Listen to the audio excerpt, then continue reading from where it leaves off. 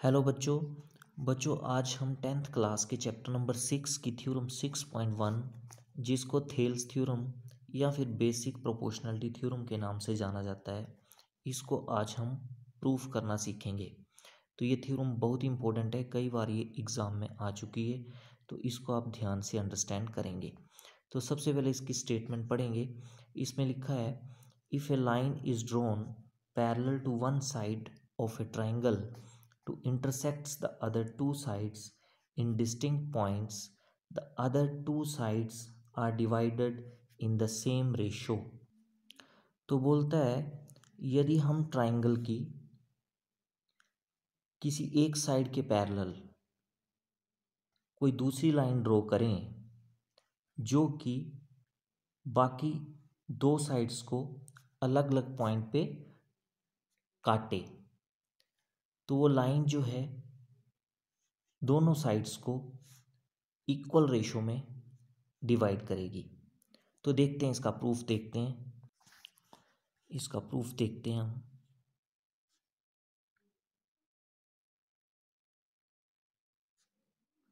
तो सबसे पहले हम एक ट्राइंगल लेंगे। तो मान लिया ये हमारे पास ट्राइंगल है, इसको नाम दे देते हैं ABC।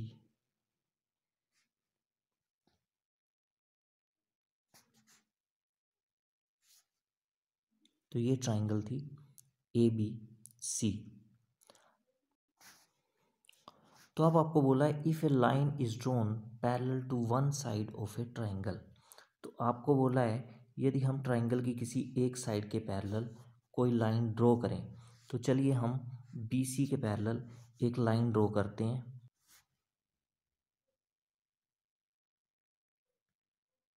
तो ये लाइन हमने ड्रॉ की पैरेलल टू BC। तो इस लाइन को हम नाम दे देते हैं ABC। इसको लिख देते हैं D और E।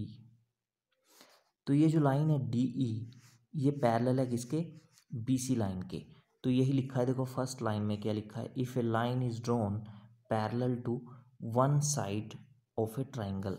तो ट्राइंगल की साइड BC के पैरेलल हमने एक लाइन ड्रॉ कर ली DE, और ये DE लाइन जो है बाकी दो साइड्स कौन सी इन ट्राइंगल की? एक AB और एक AC। इनको ये DE लाइन पॉइंट D और E पे क्या कर रही है? इंटरसेक्ट कर रही है, काट रही है। ये DE लाइन जो है AB लाइन को D पॉइंट पे काट रही है और AC लाइन को E पॉइंट पे काट रही है। यही लिखा है ना यहाँ पे, intersect the other two sides in distinct point. तो जितना अभी तक हमने ये काम किया है, इसको हम सबसे पहले यहाँ पे लिख लेते हैं। तो क्या लिखेंगे हम? Let ABC is a triangle. तो मान लिया ABC एक ट्राइंगल है, in which a line DE parallel to side BC, जिसमें क्या है, ये DE लाइन जो है BC के पैरेलल है। Intersect other two sides AB and AC at point D and E respectively। तो हमने क्या बोला कि ABC एक ट्राइंगल थी जिसमें DE जो थी वो पैरेलल है BC के, और ये DE लाइन जो है ट्राइंगल्स की दो साइड्स को, कौन कौन सी दो साइड? AB और AC को पॉइंट D और E पे इंटरसेक्ट कर रही है। अब अगला पार्ट देखो थ्योरम का, the other two sides are divided in the same ratio. तो यहाँ तक हमने ड्रॉ कर लिया। अब आपको आगे क्या बोला उसने? The other two sides are divided in the same ratio. अब ये जो लिखा है ना, the other two sides are divided in the same ratio, ये आपको प्रूव करना है कि ये लाइन DE जो है, अदर टू साइड्स कौन सी हैं? AB और AC, इनको सेम रेशो में डिवाइड कर रही है। कौन सी लाइन? DE। तो यहाँ पे लिखेंगे टू प्रूफ क्या करना है आपको? टू प्रूव DE लाइन जो है वो क्या कर रही है? AB और AC को सेम रेशो में डिवाइड कर रही है। मतलब आपको प्रूफ करना है AD upon DB is equal to A E upon E C. क्या प्रूफ करना है आपको? A D upon D B is equal to A E upon E C. तो प्रूफ करना है आपको A D upon D B, A D upon D B is equal to A E upon E C. ये आपको proof करना है। तो इसका प्रूफ देखते हैं अभी। इसका प्रूफ करेंगे अभी हम। स्टार्ट कहाँ से करेंगे हम? थोड़ी सी हम पहले कंस्ट्रक्शन करेंगे। कंस्ट्रक्शन क्या करेंगे हम? बी को ई से ज्वाइन करेंगे और सी को डी से ज्वाइन करेंगे। तो यहाँ लिखेंगे join B E and C D. तो सबसे पहले हम यहाँ पे थोड़ी कंस्ट्रक्शन करेंगे। क्या कंस्ट्रक्शन करेंगे? लिखेंगे हम join B E and C D. तो यहाँ लिखेंगे आप join B E and C D. तो बी ई को सी डी से आपको ज्वाइन करना है। तो चलिए ज्वाइन करते हैं फिगर में। तो बी को ई से ज्वाइन करना है और सी को डी से ज्वाइन करना है। उसके बाद नेक्स्ट आपने कंस्ट्रक्शन क्या करनी है? ई से आपने एक परपेंडिकुलर गिराना है लाइन ए बी पर और डी से परपेंडिकुलर गिराना है लाइन ए सी पर। चलिए ये भी कंस्ट्रक्शन कर लेते हैं।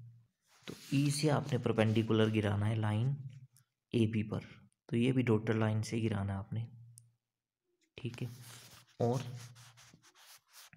डी से आपने परपेंडिकुलर गिराना है किस पे? लाइन ए सी पर।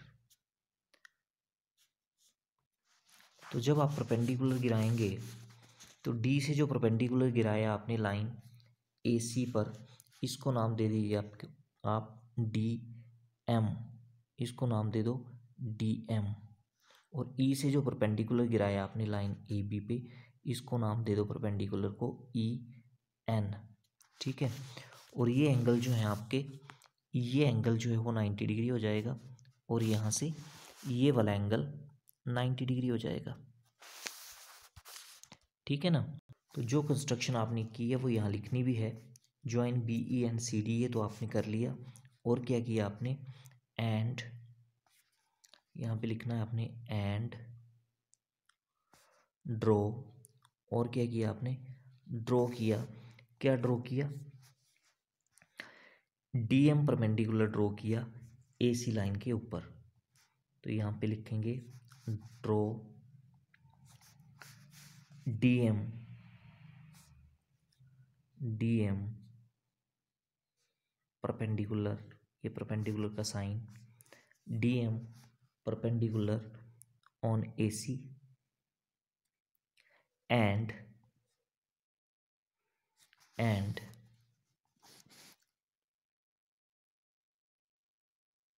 और क्या किया आपने?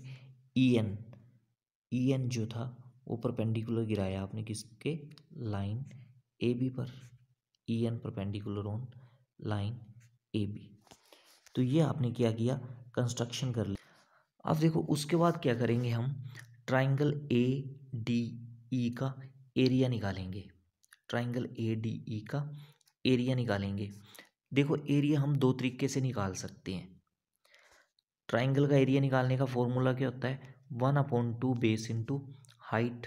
तो जब आप ट्राइंगल ए डी ई का एरिया निकालोगे तो बेस आप ए ई को मान सकते हो और हाइट आप डी एम को मान सकते हो, क्योंकि आपको पता है ये परपेंडिकुलर जिस भी लाइन के ऊपर गिरता है वो क्या होता है? बेस। और ये परपेंडिकुलर क्या होती है? हाइट होती है। तो आप ट्राइंगल ए डी ई का एरिया दो तरह से निकाल सकते हो। कैसे? पहले आप डी एम को परपेंडिकुलर मान सकते हो और ए ई को बेस मान सकते हो। और दूसरी बार क्या करोगे? आप ई एन को परपेंडिकुलर मान सकते हो और ए डी को बेस मान सकते हो। तो सबसे पहले क्या करेंगे? हम डी एम को हम परपेंडिकुलर मानेंगे और ए ई को बेस मानेंगे और ट्राइंगल ए डी ई का एरिया निकालते हैं। तो यहाँ लिखेंगे व्हेन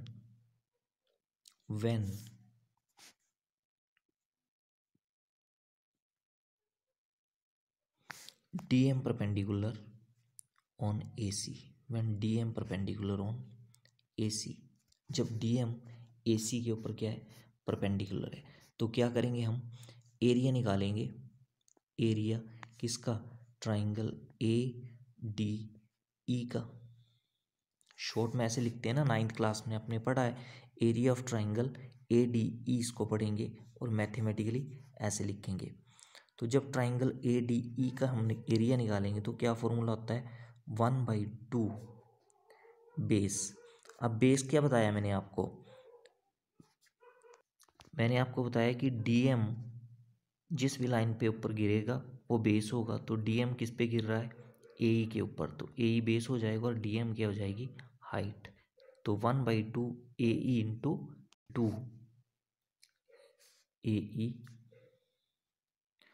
इंटू DM। ठीक है, इसको आप इक्वेशन नंबर 1 मान सकते हो। ये आ गई इक्वेशन नंबर 1। अब आप ट्राइंगल CED का एरिया निकालेंगे। ट्राइंगल CED का जब आप एरिया निकालोगे तो बेस आप लोगे CE को और हाइट क्या लोगे, DM। क्योंकि ये जो DM है ना, ये AC के ऊपर परपेंडिकुलर है, ये सिर्फ AE के ऊपर परपेंडिकुलर नहीं है, ये पूरी लाइन AC के ऊपर परपेंडिकुलर है। तो जब आप ट्राइंगल CED का एरिया निकालोगे ना, तब भी हाइट आपने किसको कंसीडर करना है, DM को ही कंसीडर करना है। तो अब हम ट्राइंगल CED का एरिया निकालेंगे। तो यहाँ लिखेंगे एरिया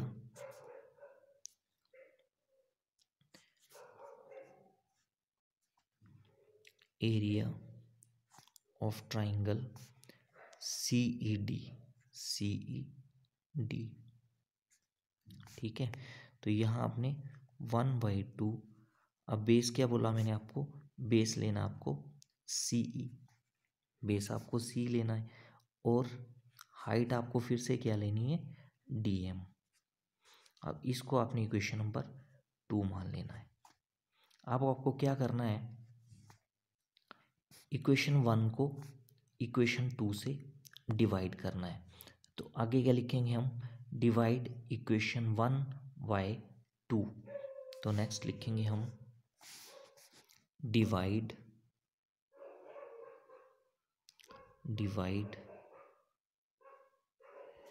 इक्वेशन 1 बाय 2। तो कैसे डिवाइड होगा, देखो लेफ्ट साइड डिवाइड हो जाएगी और राइट साइड डिवाइड हो जाएगी, simple.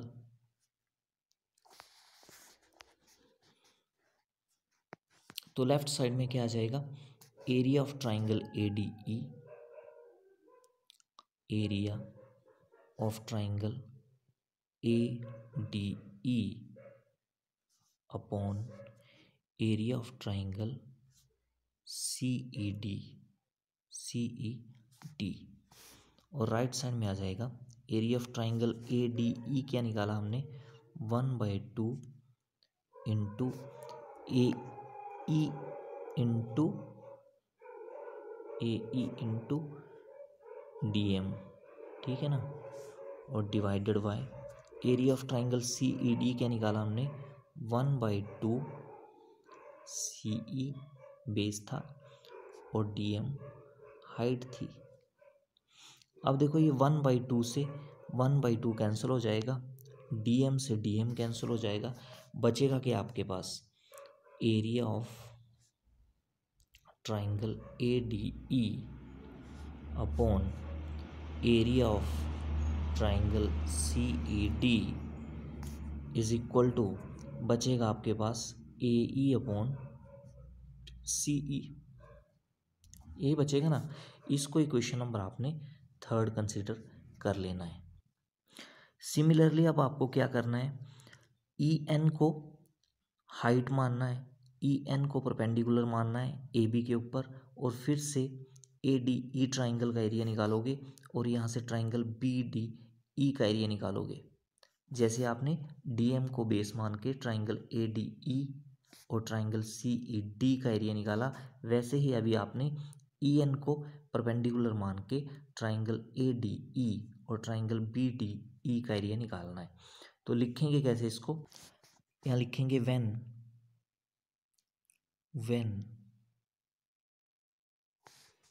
E N perpendicular on A B, when E N perpendicular on A B. तो फिर से आपने एरिया निकालना है किसका, ट्राइंगल ए डी ई का, area of triangle A D ई।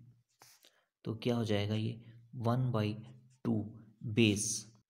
अब देखो जब आप ई एन को परपेंडिकुलर मान रहे हो तो बेस क्या हो जाएगा ए डी और हाइट क्या हो जाएगी ई एन। तो यहाँ आ जाएगा A D into E N, A D into E N. इसको आपने इक्वेशन नंबर 4 ले लेना है, क्योंकि थर्ड तक तो हमने पहले ले लिए।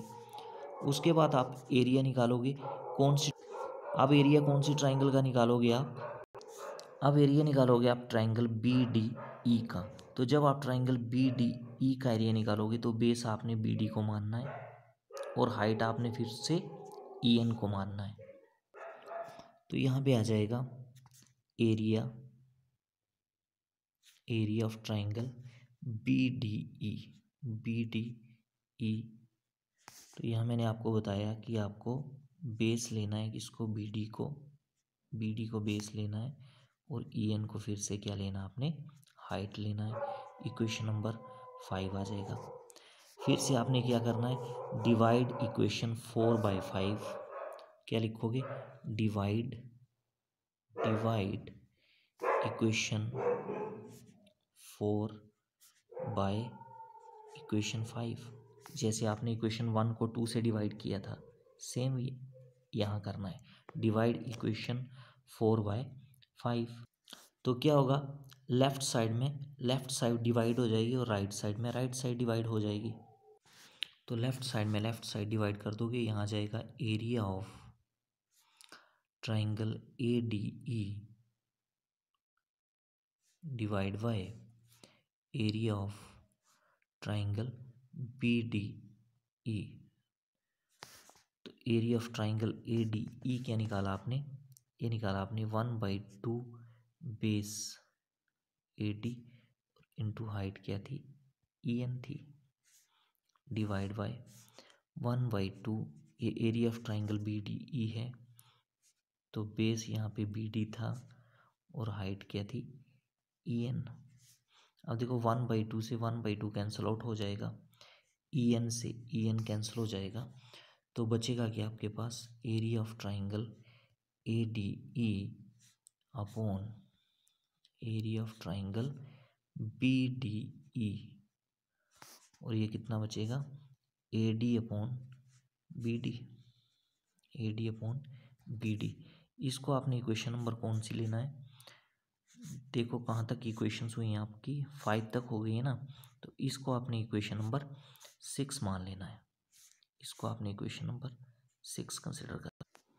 अब देखो 9th क्लास में आपने एक चीज़ पढ़ी थी, आपने पढ़ा था कि अगर दो ट्राइंगल्स का बेस सेम है, दो ट्राइंगल का बेस सेम है और वो दोनों ट्राइंगल्स दो पैरेलल लाइंस के बीच में हैं, तो उनका एरिया क्या होता है, इक्वल। यहाँ पे देखो ट्राइंगल बी डी ई और ट्राइंगल सी ई डी, दोनों का बेस क्या है D E. Triangle B D E और ट्राइंगल सी ई डी, दोनों का बेस क्या है डी ई। और दोनों ट्राइंगल्स जो हैं डी ई और बी सी, दो पैरेलल लाइंस के बीच में हैं, तो दोनों का एरिया क्या हो जाएगा, इक्वल हो जाएगा ना।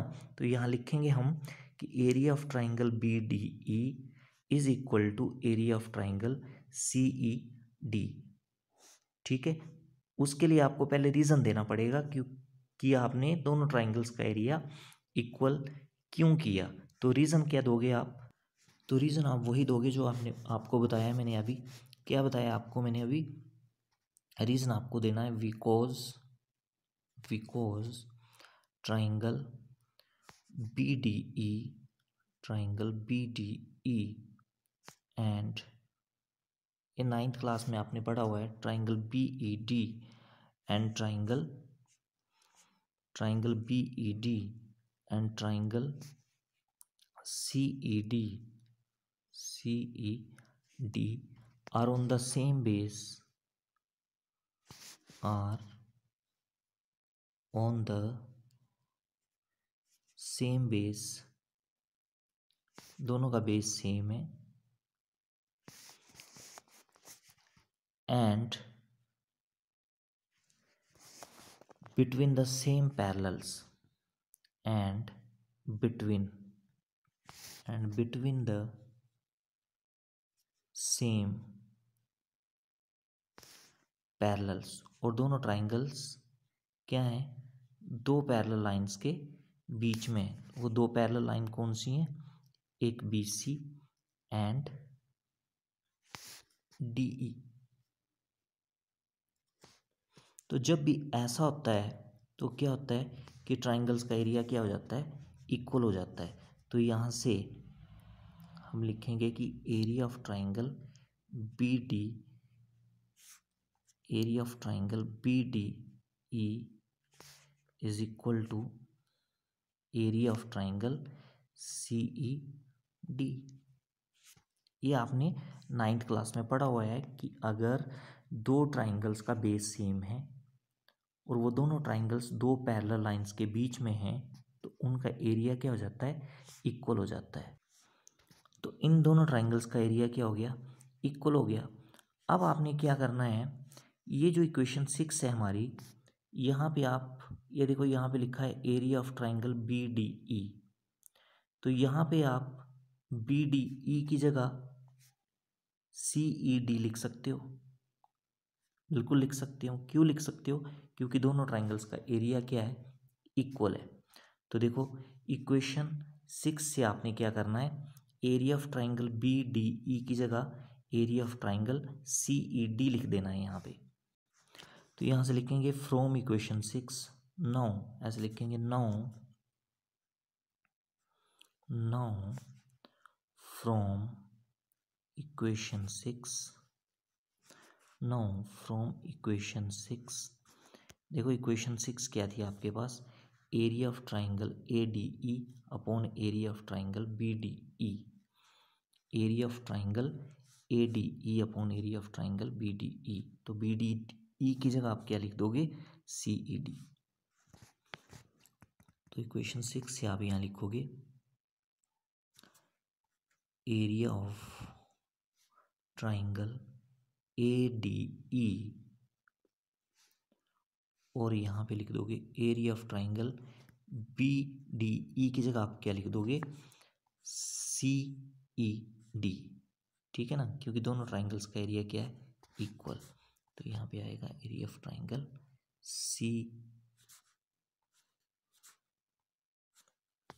CED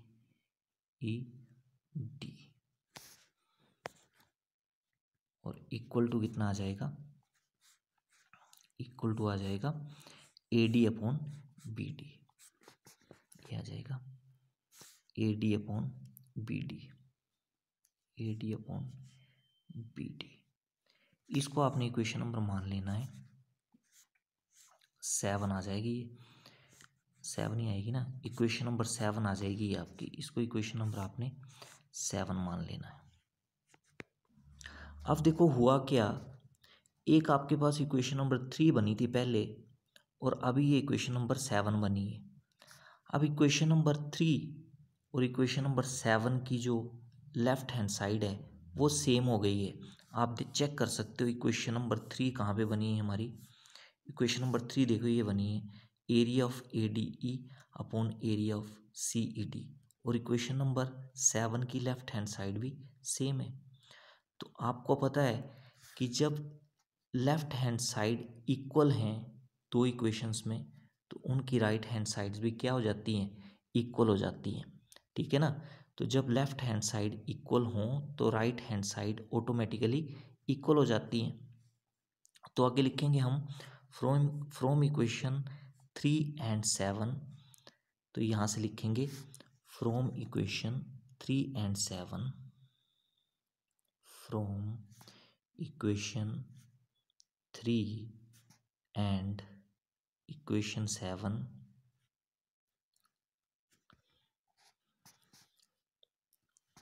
तो इक्वेशन 7 जो थी उसकी राइट साइड क्या है, AD/BD, और जो इक्वेशन 3 थी उसकी राइट हैंड साइड क्या है, AE/CE।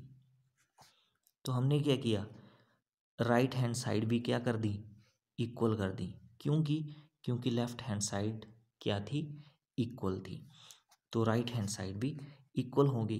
तो जब राइट हैंड साइड इक्वल होगी तो हमारे पास क्या आ गया, AD/BD is equal to AE/CE। और यही आपको प्रूफ करना था, यही आपको क्या करना था, प्रूफ करना था। तो यहाँ लिख देंगे, लास्ट में लिख दोगे आप हैंस प्रूव्ड। तो ये थी हमारी बेसिक प्रोपोर्शनैलिटी थ्योरम, या इसको थेल्स थ्योरम के नाम से भी जाना जाता है। तो आई होप ये थ्योरम आपको अच्छे से अंडरस्टैंड होगी। अब हम इसके बाद एक्सरसाइज 6.2 करेंगे, एक्सरसाइज 6.2 करेंगे जो कि बेस्ड होगी बेसिक प्रोपोर्शनैलिटी थ्योरम पे, यानी इसी थ्योरम पे बेस्ड होगी। तो आपको अगर ये थ्योरम अच्छे से समझ आ गई है तो एक्सरसाइज 6.2 के क्वेश्चंस भी अच्छे से आ जाएंगे। तो आज की वीडियो में फ़िलहाल इतना ही। Thank you.